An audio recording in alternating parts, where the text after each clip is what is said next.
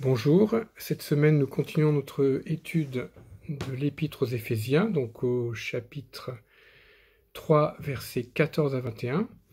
Donc on a déjà vu les chapitres 1 et 2 où tout est pour la gloire et pour la louange de Dieu, et on a vu aussi la prière que Paul faisait pour les destinataires de cette lettre, qui se rapproche d'ailleurs avec ce passage que nous allons voir au chapitre 3, versets 14 à 21, donc on voit que au chapitre 1, verset 15 à 19, on voit qu'il y a un peu une prière pour les destinataires qui est un petit peu parallèle, avec des termes différents, mais qui s'y rapprochent. Ce sera bien de lire les deux prières en parallèle.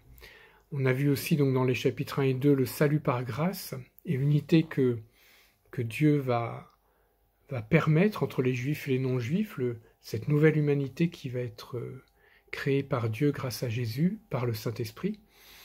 Et Dieu le Père, Dieu le Fils, Dieu le Saint-Esprit, on va le retrouver aussi dans ce chapitre 3, les versets 14 à 21. Et on voit que finalement, on prie ce Dieu extraordinaire, Père, Fils et Saint-Esprit, qui nous permet d'accéder à un salut magnifique, splendide, qui nous a été révélé dans le chapitre 3 au début, ce plan secret, ce plan qui s'est mis en place petit à petit et qui s'est manifesté avec Jésus et qui se manifeste aussi au travers de l'Église. Donc au chapitre 3, au tout début de ce chapitre, on a le ministère de Paul qui a été un petit peu montré, et donc on voit que Paul, ce juif très strict, va être en fait finalement appelé à proclamer le salut auprès des non-juifs.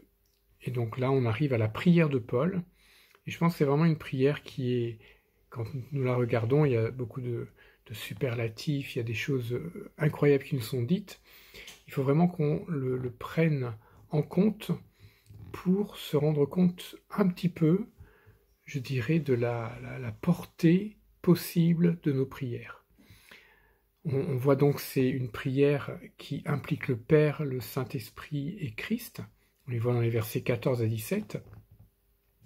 Et on voit que finalement tout dépend de Dieu, tout est centré sur Dieu.